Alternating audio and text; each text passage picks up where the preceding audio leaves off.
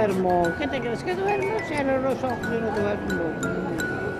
Pasa que estoy aquí un ratito, después me voy a casa, que en mi casa tengo una persona muy interesante, que es mi gatito. Oh, Mini, que resulta que era una gata y ahora resulta que es un gato. Bueno, el sol es más que importante. El sol es el todo. Mira, alegra la vida, te alegra el espíritu. Es que el sol, no hay otra cosa como el sol.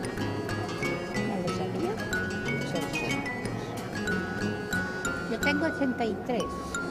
Mi sobrina dice que tengo 86.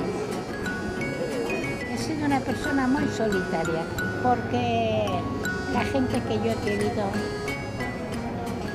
tenían título, con título, pues, don no sé cuántos, don no sé más, doña no sé menos.